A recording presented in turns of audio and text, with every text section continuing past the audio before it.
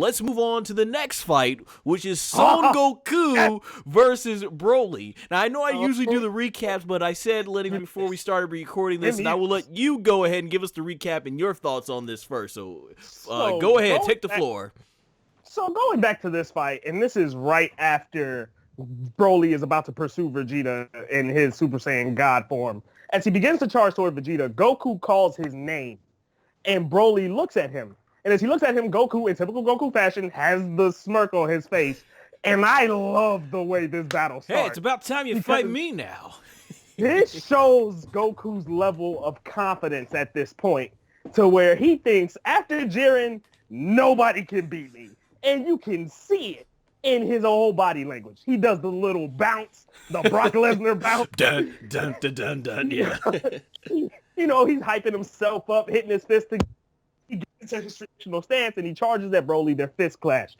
When that happens, it's a brawl from that point on.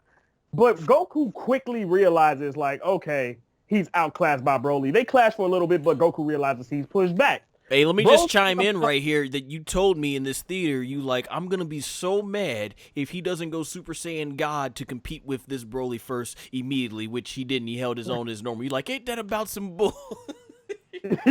Yeah, I'm about to say, for the longest, he did exactly what Broly did to Vegeta. He fought Broly, realized he was getting pushed back, and Goku pops Super Saiyan. When he pops Super Saiyan, Broly pursues him, and immediately...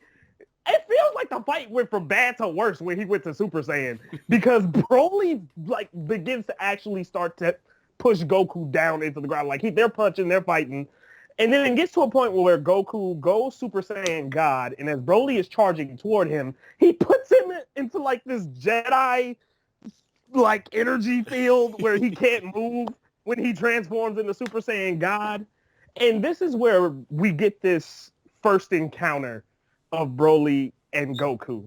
And Goku even says it. He's like, you know what?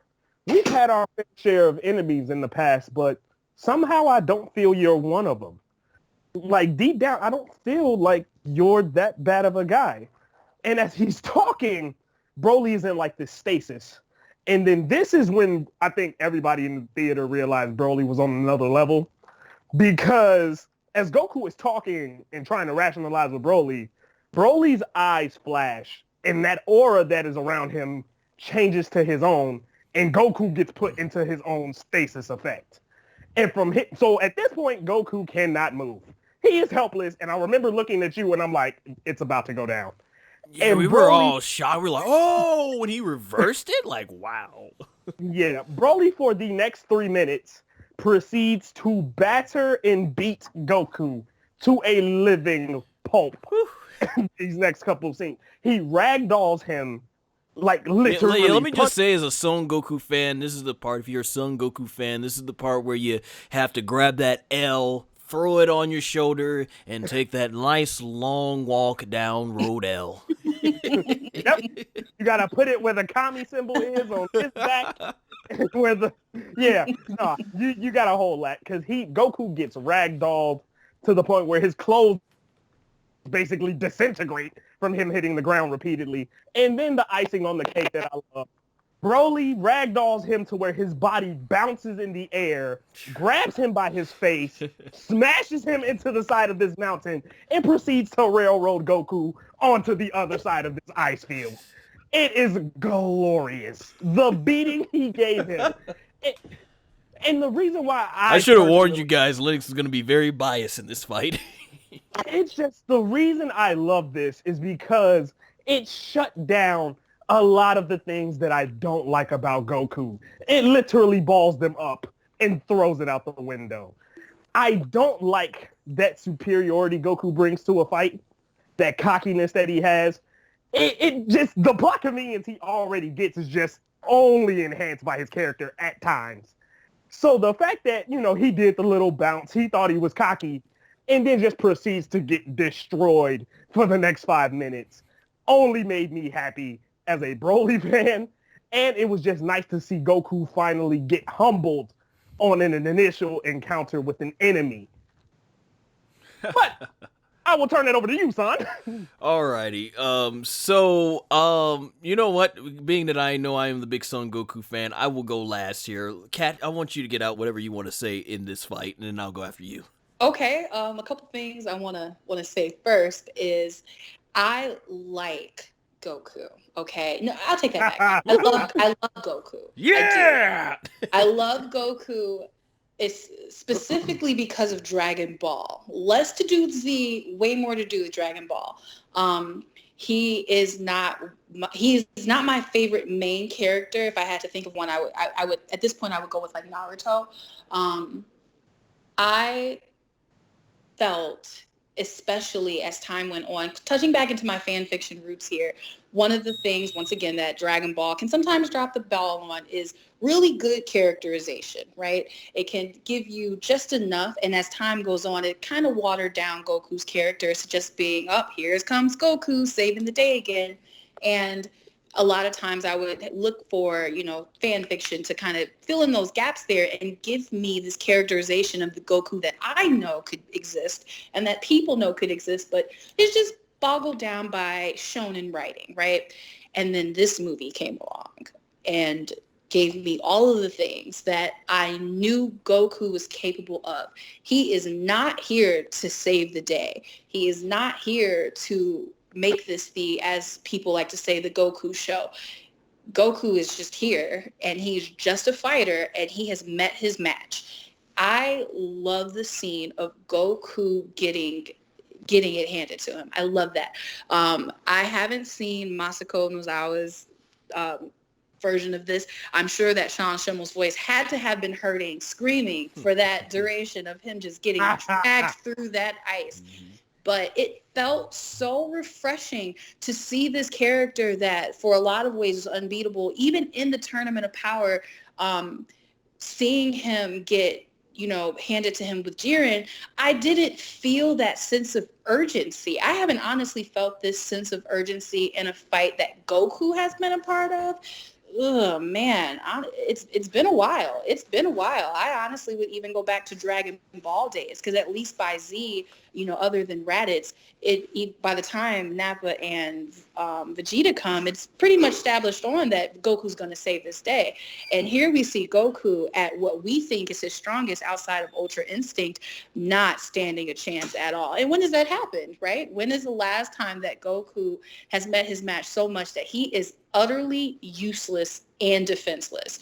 That's not happened for a long time, because he's always like, here's another trick up his sleeve. There is no trick up his sleeve. This time it's just Goku getting humbled. And I appreciated that. I feel like in honestly ways it made me like him even more. I love that little bounce that he does. That was actually my first thing I'd ever seen of this movie. It was the first little clip that was released. And I thought that the little teaser, it was so adorable, because Goku's childlike behavior can sometimes just be written off as stupid. Goku isn't stupid. He's childish and he's naive, but he's not dumb. And sometimes Super's writing could just deduce him to this really stupid character, and it always made me disappointed. This movie did such a good job of showing that Goku isn't stupid. He's not just here being annoying. He really looks at Broly, and to touch on that, the last time that I saw Goku, I understand that he saved Buu, or, he had him come back as Oob, but I haven't seen Goku that passionate about, no, you're another Saiyan and I want to save you, since Vegeta. And it was really nice to see him say, this is the part of Goku that we love. He's not here to just destroy, if he needs to, sure, but if he can get you to understand, if he can get you to understand his way of thinking and the right way of thinking, he's going to do that. And this scene did such a good job of just bringing that all around for me for Goku. And to talk about the transformation, once again, after seeing Vegeta's, seeing Goku's was another real treat. I love the little, I can't really put into words, but the little lighting that's around the Super Saiyan God form. It's kind of like neon and multicolored, makes it seem kind of 3D.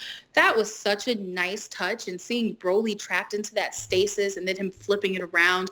I really love the setup for this movie. It's not the typical Dragon Ball formula of how the Goku fights go, and I really like that. Awesome. Well said. Yeah, you both brought up a lot of great points. Everyone who knows me, I mean, it's in my actual name, SONGOSHUAKU. I'm a huge Son Goku fan.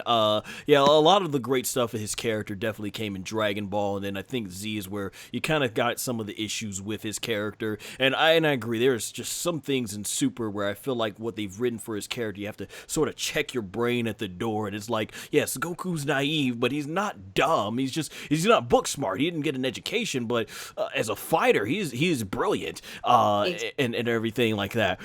So this whole fight, some of the things that I also thought was really cool that I didn't hear you touch on either, Linux, when you were giving your recap, was the core, because I got really hyped up when they went into the core of the earth. I was like, dude, I was shaking your heart like, the core! They're fighting in the core of the earth! Like, just all that cool stuff that we didn't get to see. I just like the Vegeta fight, I appreciated them going back to using actual a lot of martial arts moves in this, like the judo throw when he freezed Broly for a brief moment. And yeah, the ice part was brutal, and just the way Goku got slammed back and forth with the ice and thrown around was incredible. I agree. Mazuko Nozawa, I can't wait to hear her performance of that. Sean Schimmel absolutely killed it on the screaming and everything. Like he made that sound a lot more devastating than what it looked. And I know with voice acting, a lot of those last things that you have to do is I'm pretty sure he probably saved that for the end of his session. He got all the talking lines out the way, and it just went bonkers on the yell. It's just like, I loved it, absolutely. Sean Schimmel, excellent master of screaming, definitely in this. Yeah. And then going into that, yeah, I like I said, this fight though, it was brutal. I thought this was the most brutal fight in the movie. Not necessarily, I will put it though as my second least favorite fight, because one other fight was pretty much just comedy. But out of the three big fights, this is my least favorite one. And I use the word least favorite, the words least favorite, because by no means am I saying it was bad. And you're right, this is definitely to go in like wrestling terminology book. Let's say Toriyama's the booker. I thought the way he booked this was great. You see, a character like Vegeta, it shows that he realizes how many fans love Vegeta. So the way he put together the fight between Vegeta and Broly was excellent. And it actually goes to mostly the animation stats, because I know Toriyama probably just wrote it and he let them fill in the gaps for the fight. But the way the Goku fight went, to just get Goku brutally humbled and everything, that was very well done. It just really, I think, sent a statement to get Broly over to the point that he needed to be. And I love the attention to detail on Super Saiyan, on the Super Saiyan Blue, trying to go Ultra Instinct, but instead goes to Super Saiyan Blue, because it's explained to us in the series why Migate no Gokui was impossible right now for Goku to try and do and master. So I really like that attention to detail. So yeah, overall, I thought it was just a brutal fight, and it really got down to where Broly was doing. Like, even when he's stomping and Goku's just rolling, and you could tell Goku looked like he bit off more than he could chew. I even love Piccolo. He didn't know what to do. Yeah, I even like, he had to go Super Saiyan Blue. He almost got knocked out. I like Piccolo, how he was at a distance. He's like, seems like this is a tough one, Goku. And somebody in the theater, I think, was making like, yeah, if I was Piccolo, I'd stay on that cliff too. I wouldn't come nowhere near. Piccolo even said, I'm afraid I just get in the way. I thought that was really cool. Hey everybody, SONGOSHUAKU here! If you enjoyed this sound clip, click the link here in the video to listen to our full podcast review of Dragon Ball Super Broly. Also, links to all our social media is in the description below. Lastly, subscribe, followed by hitting the notification bell, so that way you are notified as soon as my content is released.